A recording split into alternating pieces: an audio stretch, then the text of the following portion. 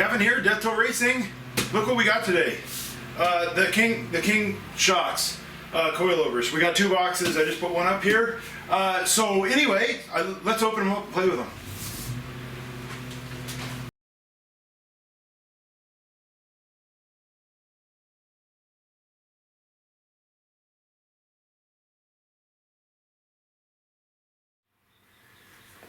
Okay, so here's one of the shocks, and there's a difference front and rear. The only difference is the spring rate, and I'm gonna just go out on a limb and assume the heavier spring rate is for the front.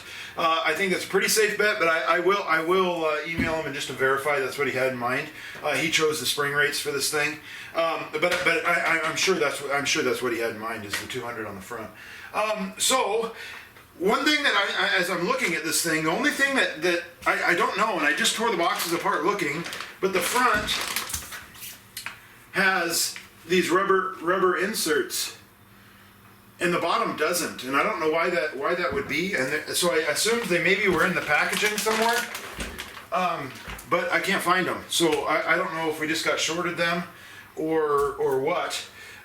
But anyway, either way, it won't affect us putting this thing together. But I would like to get those before we actually go to use the car. But yeah, I'm not sure why they put them on the top and not the bottom. So that's another question that I'll have to ask him. So anyway, so we're gonna get going. This has a 200 primary and a 200 secondary. The rear has a 150 200. Assuming that's what he had in mind when he ordered them. We got the adjustable reservoir, so it actually can it adjust the valving, so it'll make the shock firmer or softer, depending on what type of terrain you're going to be in. Everything is adjustable, so and how these things work is so these 2 set screws that are just sitting there not doing anything, that takes the primary spring out of the equation. Once this nylon insert hits it, it'll stop compressing there, and all your your spring will be then the bottom spring. So it gives you the nice ride, the soft ride, which is good for you and for your car. And then if you hit something hard enough to completely compress that, the secondary spring will completely take over. And then this upper adjuster will adjust your ride height basically. It's just gonna move these springs up and down until you get the ride height where you want it. That way. So and then that black nylon thing or UHMW or whatever kind of material it is, that thing is just floating on there, so it actually just slides. It's not attached to the body at all. So we're gonna go ahead and let's go get them in there, and then we can set the front down, and then I'm gonna do a little bit of trimming on the back. When I set that thing, the rear of that car up, I was looking at the drawings for these shocks, and I made the ears too narrow. So I need to widen them up. So I made a tool to widen them up. But I'm gonna go ahead and cut 2 holes, and there's a really flat part right above the upper mount in the rear that I'm gonna cut a hole in. I'm gonna make a removable panel on it for 2 reasons. One, I wasn't able to get weld up there at all because it's so close to the floor, and it kind of stresses me out. I really want that thing fully welded. I almost wish I would have welded those ears on before I put that assembly up in there. But it's a flat area. There's no molding or anything, so it's going to be a real easy area to just go ahead and cut it out, make a nice panel that will be removable for it, and that'll make putting the shocks and stuff in a lot easier anyway. And then I also need to widen those up there. So now I can finish welding it, and then I can widen those ears up there too. So that being said, let's get going.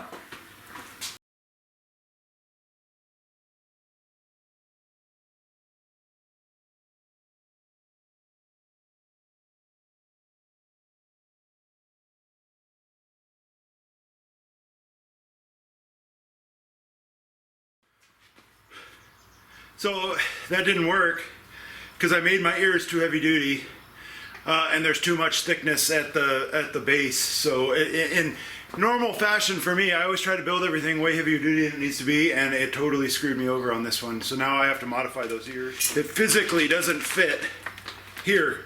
There's not enough space below here, so I can't actually get this up high enough to get the bolt in because I made the ears so thick right there. So Now I get to modify an ear and try to make it look like I didn't screw it up, which is really, really, really frustrating. Really frustrating. Anyway, so that's what I'm gonna do.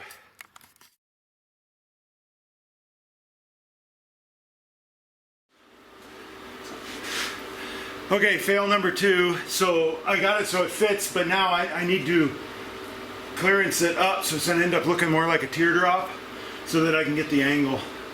What a disaster this turned out to be. This is really annoying.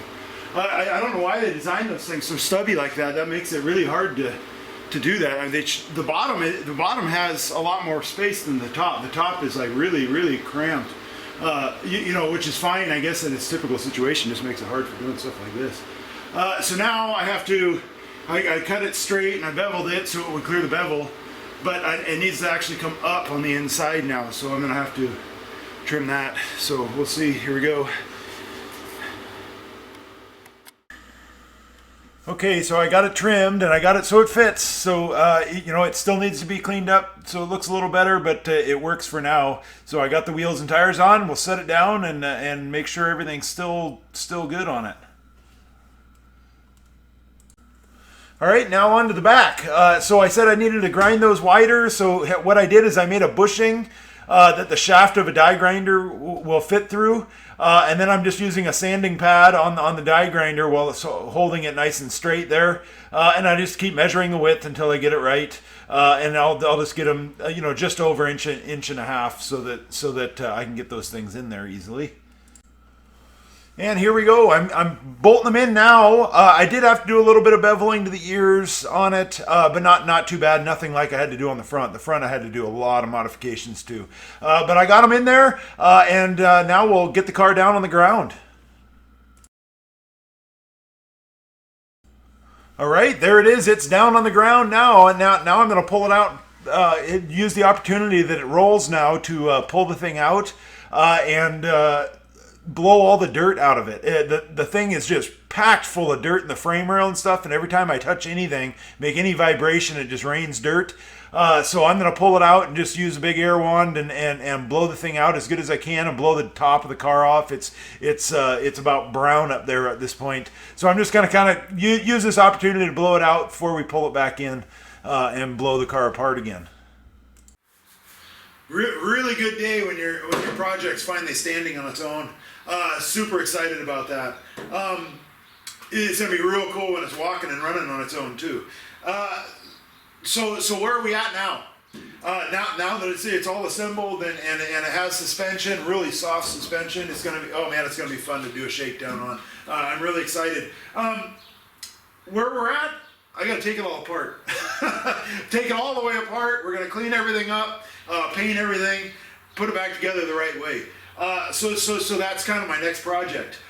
There are some projects that I'm going to do once it's tore down though.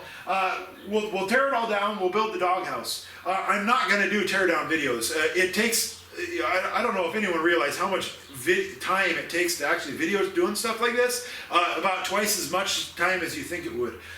It's ridiculous how much time it takes. So I'm not going to videotape the teardown. Everyone's seen it all before. It would just be a dumb video anyway. So I'm going to tear this thing all the way down. We'll video making the doghouse for it. We are going to video doing the rag top on it. So I ordered a rag top, and it's going to fill the whole, the entire top is going to be a slide back rag top like you would have on a Volkswagen bus or something. And that'll get rid of our rear spoiler. And I am not going to lie that the rear spoiler, now that it's a big 4x4, doesn't look as bad. I don't know, maybe I'm just getting used to it, but I think it's because it's so tough looking, it can get away with having that spoiler, and you don't really think too much less of it. It's kind of like The Rock wearing a fanny pack. You know, it's like, you know, normally that would be kind of a questionable thing, but since it's The Rock with a fanny pack, it's probably okay. Anyway, so that's kind of where I'm at with that spoiler. It's coming off. I still don't like it, but it definitely it doesn't look as bad now that it's a big 4x4. But that being said, whatever. So I'm gonna tear it apart. We'll build the doghouse. We'll do the rag top, and then I'm gonna put it all back together, painted and everything, and then well, I'll video parts of putting it back together, and other parts that maybe I won't. I'll just time lapse it maybe. But there's not a lot left to do on this thing. Until we get it to that point, we do need to do some body work on it. The rust and stuff down here, we're going to cut that out. I'm just going to repair it good enough to rhino line it down here, and then we are going to build a rock slider for it, and that has to come off frame. So it's going to come off the frame and just be a tube. It's so long and straight. I mean, it could be as simple as just a straight tube with brackets on it, heavy enough so that it doesn't bend, or whatever. I don't know. I haven't really thought too much about it. I'll probably do a square tube, round tube. I think on this thing would look kind of funny. I don't know. Maybe we'll play with it and see what we need to do. So that's that. The Ford if you haven't checked out any of the other playlists on my channel, so that they're starting to grow a little bit. I'm doing videos on them as well. So there is the Ford F350 wrecker. We got the 460 crate motor that we're going to swap the heads out with some old. They're C9 VE heads, but basically more common the Dove heads, D0 VE. They're basically the same thing. It's just a 69 version of it. So small combustion chamber, and that we're going to throw that on that 460, and that's going to bump our compression up into the nines, which will be cool. And then that thing will have some pop to it. So we're going to do that. We're going to go through those heads, throw them on that motor, get that motor all assembled and ready to go. And then we got the ZF5 that's going to go behind it. So we're going to tear that thing all the way down, completely rebuild it. That's a 5-speed, the 5-speed that would have came in a late 80s Chevy truck, or Ford truck, I'm sorry. It might have actually been, I don't know, I think there were NVs in the Chevys. They were NVs in the Chevys. But anyways, the ZF's Ford version, good training, but we're gonna completely rebuild that. I don't think there's anything wrong with the transmission that I have, but I don't know. So, but we're just gonna go through it. I plan on using that thing quite a bit. So I want that thing to be reliable. I want it to pull into a car show when people look, because it sounds cool. Because with that 460, it's gonna sound real good. It already has Flowmasters and stainless headers and everything on it. So that motor is gonna make it. People definitely will draw their attention to it.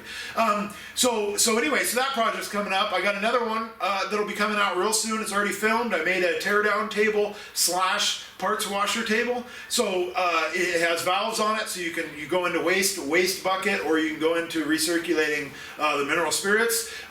So that's a really cool table. I made that. There's a real quick time lapse video. It's in the shop packs folder playlist.